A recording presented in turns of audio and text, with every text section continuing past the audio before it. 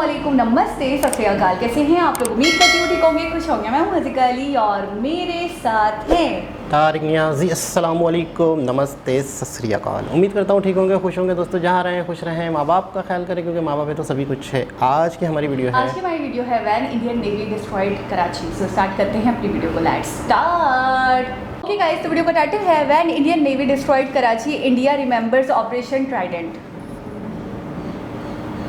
सो start करते हैं। नमस्कार and welcome you all to world affairs. मैं हूं प्रशांत धवन। नाउ आज है 4 दिसंबर और आज ही के दिन शुरू हुआ था ऑपरेशन ट्राइडेंट और इसीलिए आज हम सेलिब्रेट करते हैं 4 दिसंबर को हम सेलिब्रेट करते हैं नेवी डे। यहाँ पर आप देख पाओगे ट्वीट है हमारे देश के प्राइम मिनिस्टर की, बेस्ट विशेस और नेवी डे, और इन्होंने एक बहुत ही अच्छी वीडियो भी शेयर करी है जो मैं आपके सामने प्ले करना चाहूँगा। स्वतंत्रता के बाद हमारी भारतीय नौसेना ने विभिन्न अवसरों पर अपना पराक्रम दिखाया, चाहे वो गोवा के मुक्ति संग्राम हो या 1971 का भारत पाक युद्ध। जब हम नौसेना की बात करते हैं तो सिर्फ हमें युद्ध ही नजर आता है, लेकिन भारत की नौसेना मानवता के काम में भी उतनी ही बढ़ चढ़ करके आगे आई है। मैं नौसेना से जुड़े सभी लोगों का अभिनंदन करता हूँ। ना हमारे देश के पीएम ने बिल्कुल ठीक बात यहाँ पर बोली है। नेवी का रोल सिर्फ मिलिट्री में नहीं है, नेवी आज के समय डिजास्टर मैनेजमेंट में भी कई लोगों की जान बचाती है। मगर जब ये डेट हम याद करते हैं ना 4 दिसंबर, तो सीधा हमारे माइंड में आती है 1971 की जंग। और मैं वैसे आपको ये बता दूं कि नेवी डे की करेक्ट हिस्ट्री के बारे में काफ़ी लोगों को प्रॉपर जानकारी है नहीं। कुछ लोग कंफ्यूज कर देते हैं, अच्छा पाकिस्तान की जो सबमरीन थी गाजी के नाम से, उसको हमने डिस्ट्रॉय किया था तो हम सेलिब्रेट करते हैं नेवी। कुछ लोग मान के चलते हैं कि इसका कुछ और रीज़न है। मगर मैं आपको इस वीडियो में प्रॉपरली बताऊंगा कि ऑपरेशन ट्राइडेंट शुरू कब हुआ था और क्यों ये इंडियन नेवी का फाइनेस्ट आर था। ना पहली बात तो ये जान लीजिए कि दिसंबर महीने में भारत और पाकिस्तान का 1971 का युद्ध शुरू हुआ था। उससे पहले क्या हुआ कि ईस्ट पाकिस्तान में जब पाकिस्तान की सेना ने इतना जेनोसाइड किया, आम लोगों को इतना मारा, तो मुक्ति बानी खड़ा हो चुका था और उसके बाद मुक्ति बानी लगातार रेजिस्टेंस दे रहा था पाकिस्तानी आर्मी को ईस्ट पाकिस्तान में। उस वक्त पाकिस्तान के डिक्टेटर जनरल याया खान ने यह डिसाइड किया कि 3 दिसंबर, जी हाँ ये डेट याद रखिएगा, 3 दिसंबर को पाकिस्तान की एयरफोर्स लगातार इंडिया के फॉरवर्ड बेसिस पर बॉम्बिंग करेगी। और पाकिस्तान ने किया यही, अपने कुछ फाइटर जेट भेजे और इंडिया की नॉर्थ वेस्टर्न बॉर्डर पे लगातार इस तरीके से बॉम्बिंग कर दी। और तभी इंदिरा गांधी जी ने यह कहा कि ये एक डिक्लेरेशन ऑफ वॉर है, अब Republic of India officially at war है with the Islamic Republic of Pakistan. ना जैसे ही वॉर स्टार्ट होती है, वैसे देखो हमें पता था नहीं कि ये वॉर 13 दिन तक चलेगी, पाकिस्तान इस तरीके से सरेंडर कर लेगा। मगर एक बेसिक मूव इंडिया की तरफ से ये था कि वॉर जैसी स्टार्ट होती है ना, हमें पाकिस्तान पर यहाँ पे ब्लॉकेड इम्पोज करना पड़ेगा। अरेबियन सी से कोई भी कार्गो हेल्प का पाकिस्तान तक नहीं पहुँचना चाहिए, क्योंकि बहुत से देश थे यहाँ पर, गल्फ कंट्रीज थे, टर्की था, इवन यूएसए था, ये लगातार वेपन सेंड कर रहे थे पाकिस्तान को अरेबियन सी से। तो इंडियन नेवी का पहला चैलेंज ये था कि पाकिस्तान नेवी को यहाँ पर हराकर कराची पोर्ट को ब्लॉक कर दिया जाए और उसके बाद पाकिस्तान पे हमें कंट्री ब्लॉकेड इम्पोज करें ना। उस वक्त इंडिया के रास्ते में एक पाकिस्तान की सबमरीन थी PNS गाजी के नाम से। PNS गाजी वैसे एक अमेरिकन मेड सबमरीन थी। यूएसए ने यह सबमरीन पाकिस्तान को दी थी लीज पर ताकि पाकिस्तान खुद की रक्षा कर पाए। और 4 दिसंबर ये वो इंपॉर्टेंट दिन है, जी हाँ, डिक्लेरेशन ऑफ वॉर के एक दिन बाद ही 4 दिसंबर को इंडियन नेवी ने आगे फॉरवर्ड मूवमेंट करी और पाकिस्तान की सबमरीन PNS गाजी डूब के डिस्ट्रॉय हो गई। माइंड यू, अभी भी ऑपरेशन ट्राइडेंट शुरू नहीं हुआ है। ऑपरेशन त्रिशूल, जी हाँ, ट्राइडेंट की हिंदी आपके लिए त्रिशूल ही होती है, तो ऑपरेशन ट्राइडेंट अभी भी स्टार्ट नहीं हुआ है। और ऑलरेडी जो बहुत ही इंपॉर्टेंट सबमरीन यूएसए ने लीज पर दी थी पाकिस्तान को 1968 में, ये ऑलरेडी डूब के डिस्ट्रॉय हो चुकी है ना। डूबी कैसे PNS गाजी, इसको लेकर पाकिस्तान के 2 वर्जन है। पहले तो ये कहते हैं कि इंटरनल कुछ ब्लास्ट हो गया था उसमें, दूसरा ये कहते हैं कि बहुत सारी माइंस बिछा रखी थी इंडिया ने, अंडर वाटर माइंस, जिसकी वजह से PNS गाजी डूब के डिस्ट्रॉय हो गई। इंडियन साइड का वर्जन ये है कि हमने डायरेक्ट अटैक भी किया था, बिल्कुल कॉर्नर कर दिया था PNS गाजी को, और उसी वजह से पाकिस्तान की जो मेन सबमरीन थी जो पाकिस्तान का थोड़ा बहुत डिफेंस कर रही थी यहाँ पर, ये डिस्ट्रॉय हो गई। खैर, अब भारत के सामने एक क्लियर फील्ड थी अब हमको डायरेक्टली पाकिस्तान के 2 जो यहाँ पर डिस्ट्रॉयर थे उनको हटाना था और फिर हम कराची पोर्ट पर बॉम्बिंग कर सकते थे और एक प्रॉपर ब्लॉकेड लगा सकते थे पाकिस्तान का अरेबियन सी वे। और यहीं पर स्टार्ट होता है ऑपरेशन ट्राइडेंट 4 दिसंबर को, मतलब कि आज के दिन ही स्टार्ट हुआ था ऑपरेशन ट्राइडेंट और ये चला था 5 दिसंबर तक। और फिर ये है आपके सामने ऑपरेशन ट्राइडेंट की टास्क फोर्स। इन शिप्स और बोट्स ने मिलकर इंडियन नेवी के लिए एक सुनहरा, मैं कहूँगा एक सुनहरा इतिहास रच दिया था जो हम आज भी याद रखते हैं। और यहाँ पे आप कहोगे वेट, मैंने कहा शिप्स और बोट्स, जी हाँ, कई तो हमारे यहाँ बोट्स थी, उस वक्त हमारे पास बोट्स थी जिनके पास इतनी पावर ही नहीं थी कि खुद ट्रैवल कर पाए इंडिया के मिलिट्री बेसिस से कराची तक। कई हमारी छोटी छोटी बोट्स थी जिनके पास एंटी शिप मिसाइल की सुविधा थी, उनको लॉन्च करने की सुविधा थी, उनको लॉन्च करने का सिस्टम था, मगर उनके इंजन इतने स्ट्रॉन्ग थे नहीं कि वो खुद पाकिस्तान के कोस्ट तक जा पाए। तो हमारी जो बड़ी बड़ी शिप्स थी यहाँ पर, उन्होंने लिटरली टो करके घसीट के इन छोटी छोटी बोट्स को कराची तक पहुँचाया। और फिर एक बार जब ये बोट्स, एंटी शिप मिसाइल वाली बोट्स कराची पोर्ट तक पहुँच गई, फिर हमने पाकिस्तान का माइन स्वीपर, उसके अलावा इनका डिस्ट्रॉयर, कुछ और शिप्स ये डिस्ट्रॉय कर दी। और फिर लगातार कराची पोर्ट का जो फ्यूल स्टेशन है वहाँ पर बॉम्बिंग करी, इतनी बॉम्बिंग करी कि कराची पोर्ट में आग लग गई और ये आग 4 दिन तक जली थी। इससे पूरे पाकिस्तान का मोराल एक तो डाउन हो गया था, दूसरी बात यह है एक प्रॉपर ब्लॉकेड अब इम्पोज हो चुका था पाकिस्तान पर। पाकिस्तान के मित्र मुल्क अब अरेबियन सी से थ्रू शिपिंग रूट पाकिस्तान की हेल्प नहीं कर पाते। और जो ये ब्लॉकेड हमने पाकिस्तान पे लगाया था, इसका इम्पैक्ट पाकिस्तान की साइकी पर बहुत लंबे समय तक रहा। मुझे याद है जब 26/11 हमले हुए थे इंडिया पर, उस वक्त भारत सरकार में एक, आप कह लीजिए, विचार चल रहा था, एक डिस्कशन ये भी हो रहा था कि क्यों ना हम ब्लॉकेड लगा दें पाकिस्तान पर जैसे 1971 में लगाया था।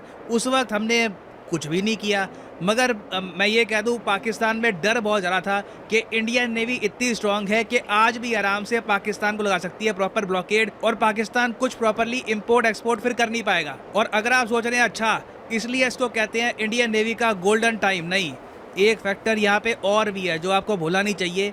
ये सब हमने अकॉम्प्लिश किया 2 दिन में, एक भी कैजुअलिटी नहीं हुई, एक सेलर नहीं मरा, कोई इंजरी नहीं हुई, कुछ डैमेज नहीं हुआ हमारी शिप्स को। It was flawless, absolutely perfect. Pakistan की डिस्ट्रॉयर बिल्कुल, एक तो डिस्ट्रॉयर बिल्कुल डूब गया, एक बुरी तरीके से डैमेज हो गया जो आप रिपेयर कर नहीं सकते। फिर इनका एक जो माइन स्वीपर था ये डैमेज हो गया। कराची हार्बर का जो फ्यूल स्टोरेज टैंक था ये डिस्ट्रॉय हो गया। It was a flawless victory for India. और इससे देखिए जो मोमेंटम था ना, ये कम्प्लीटली भारत की साइड शिफ्ट हो चुका था। उसी वक्त यूएस समेत दुनिया की बाकी सुपर पावर्स को पता लग गया था कि ये वॉर इन दी एंड जीतेगा इंडिया ही। और इसलिए फिर हमने ये भी देखा कि यूएसए ने अपना जो 7th फ्लीट है ये भी इंडिया की तरफ भेजना स्टार्ट कर दिया था, जो इवेंचुअली यूएसएसआर ने ब्लॉक किया, क्योंकि यूएस ने भी देख लिया था कि इंडिया ने लिटरली क्लीन स्वीप कर दिया है पाकिस्तान को। और देखिए, मैं बाजवा की जो स्टेटमेंट है ये सुन रहा था जब बाजवा रिसेंटली रिटायर हुआ है पाकिस्तान का आर्मी चीफ। उसने लास्ट मोमेंट पर भी ये कहा कि 1971 की वॉर मिलिट्री फेलियर नहीं था, पॉलिटिकल फेलियर था। अब ऑपरेशन ट्राइडेंट आप ही बताइए, ये क्या पाकिस्तान का मिलिट्री फेलियर नहीं है? इंटरेस्टिंगली बिलावल भुट्टो जो पाकिस्तान के विदेश मंत्री हैं, उन्होंने अपने ही फॉर्मर आर्मी चीफ की स्टेटमेंट काटी और ये कहा कि नहीं, 1971 वॉर पाकिस्तान का एक मिलिट्री फेलियर है। और इम्पॉर्टेंट है इस कंट्री के लिए ये एक्नॉलेज करना कि पाकिस्तान की मिलिट्री बुरी तरीके से फेल कर गई थी 1971 में, and it was India's finest hour. और वैसे अगर आप बात करें भविष्य की, तो इंडियन नेवी का भविष्य भी बहुत ही उज्ज्वल है। पहली बात तो देखिए, हमने जो पुराने आप कह लीजिए साइन थे कॉलोनियलिज्म के, ये भी अब रिमूव कर दिए हैं। जो इंडियन नेवी का नया इंसाइन है आप देखोगे, it is very much associated with India. Chhatrapati Shivaji Maharaj का जो मेन सिंबल था वो यहाँ पर बैकग्राउंड में है, इंडियन नेवी का लोगो है। It looks and feels very much Indian. Future में हमारे प्लान ये हैं कि 15 साल के अंदर अंदर इंडियन नेवी के पास टोटल 200 वॉरशिप्स होने वाली हैं। 200, अभी के लिए हमारे पास करीब 130 के आसपास वॉरशिप्स है, तो एक बहुत ही बड़ा इंक्रीज आपको दिखेगा आने वाले सालों में। और एग्जाम पर्सपेक्टिव से ये भी याद रख लो कि इस बार जो इंडियन नेवी डे हुआ है ना,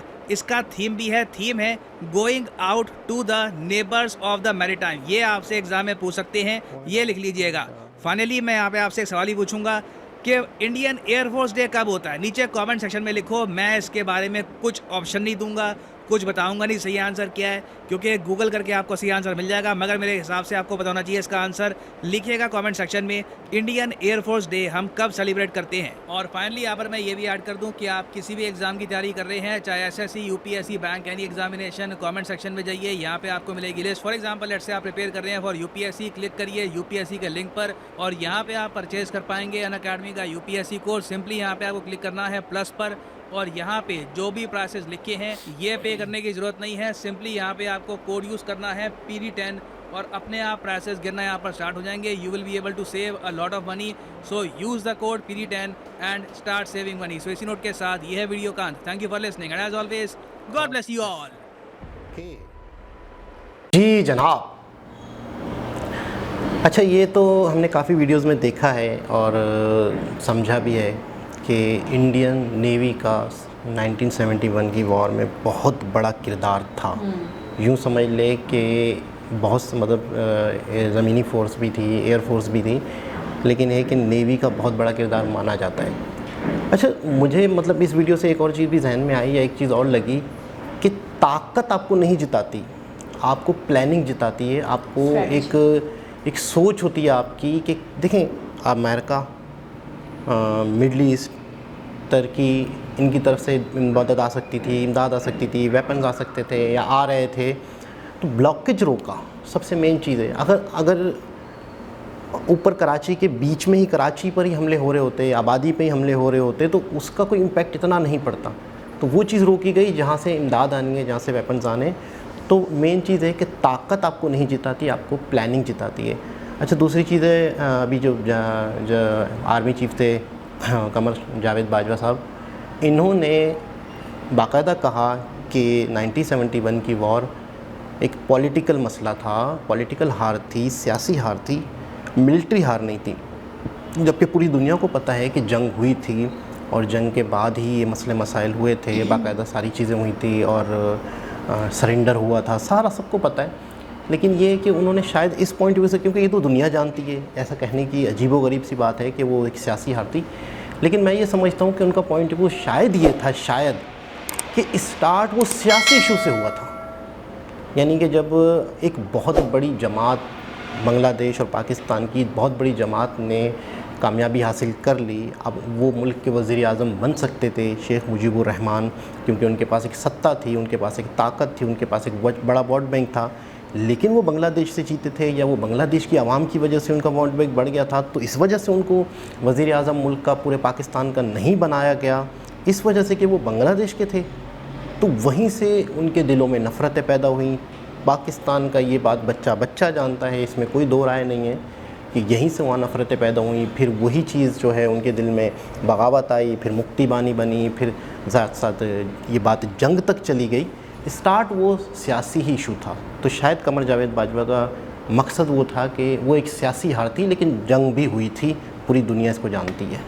अच्छा, कश्मीर के हवाले से भी जब भी कोई टॉपिक की बात होती है, या हमारी बुक्स में भी अक्सर हमें पढ़ाया जाता है कि हमेशा यही होता है कि मिलिट्री जो है हमारी बहुत स्ट्रॉन्ग है, बहुत मजबूत है, और मिलिट्री में कोई फ्लॉज नहीं है। जो भी फ्लॉज हैं, जो भी मसले मसाइल हैं, जो भी ऊंच नीचे, जो भी नशीबो फराज है, जो भी गहमा गहमी, या ये कह लें कि कुछ भी अनस्टेबिलिटी है, अगर इन शॉर्ट में कहूँ, तो वो है हमारी पॉलिटिक्स में, हमारे लीडर्स में, उनके फ़ैसलों में, उनके डिसीजंस में, उनकी मतलब एक मेंटलिटी में, उनके माइंड सेट्स में।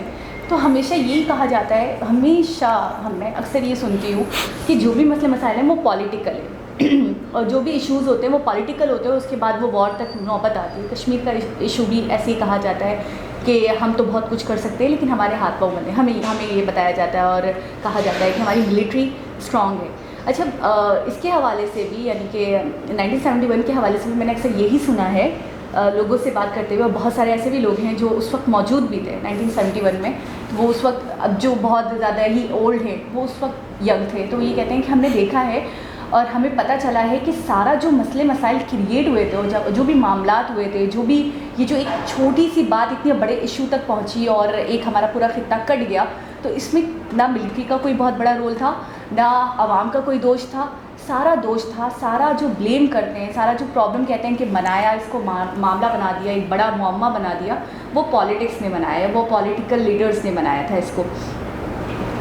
अगर वो चाहते तो इस मामले को, इस चीज़ को अच्छे से सॉर्ट आउट भी हो सकता था, इसको बैठकर बात भी की जा सकती थी, इसको जो ऑथेंटिक तरीके से सॉल्व करना था, बहुत सारे तरीके थे जिस तरीके से ये मामला रिजॉल्व हो सकता था, जंग तक नौबत नहीं आती, कटने की नौबत नहीं आती।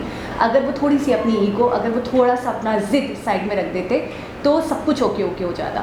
तो हमेशा अक्सर मैं अपने बड़े बड़ों से भी इस बात सुनती हूँ जो 1971 में मौजूद थे, तो यही कहते हैं कि जो भी मामलात हुए, जो भी मसले मसाइल हुए, वो बस पॉलिटिक्स की वजह से हुए, क्योंकि ये जो ईस्ट पाकिस्तान और वेस्ट पाकिस्तान था उस वक्त तो ऐसे ही था।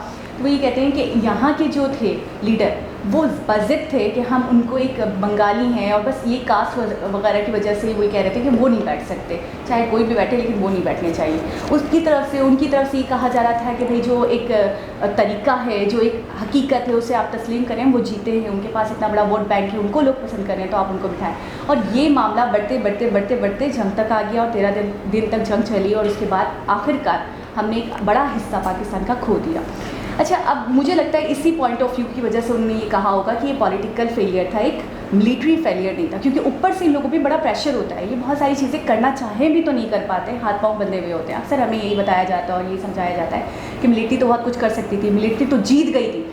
कभी तो मैंने ये तक सुना है कि झंडे गाड़ दिए थे, वो वहाँ तक पहुँच गए थे, उनको कॉल करके वापस बुलाया गया है कि आप आ जाओ, उनके ऊपर जो लोग हैं उनको। तो बहुत पेचीदगी है इसमें, बड़ी कॉम्प्लिकेशंस है। कोई जैसे कि अभी प्रशांत धवन जी ने भी कहा कि बहुत सारी राय हैं सबकी, सब बहुत कुछ सोचते हैं, सही हकीकत सबको पता नहीं होती, सब अपना अनुमान लगाते हैं, अपने अपने आइडियाज़ देते हैं। अच्छा, मुझे आज इस वीडियो से बड़ी नॉलेज मिली 4 दिसंबर के हवाले से। मुझे यकीन करें इसकी इतनी पेचीदगियाँ या इतनी ज़्यादा फैक्ट्स पता नहीं थे।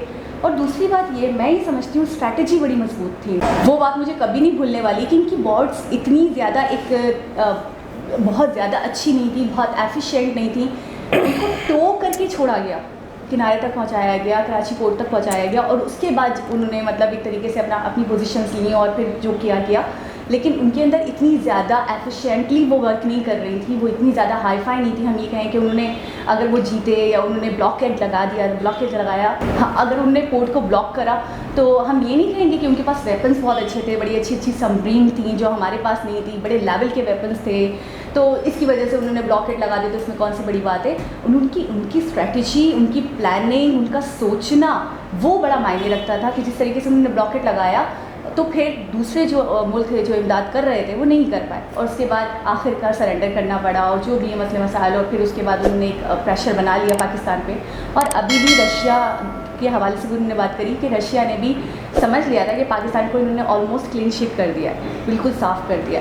तो ये तो मानने वाली बात है, इसमें कोई दो राय नहीं है कि उनकी मिलिट्री बहुत स्ट्रॉन्ग है, उनकी एयरफोर्स बहुत स्ट्रॉन्ग है, उनकी नेवी बहुत स्ट्रॉन्ग है।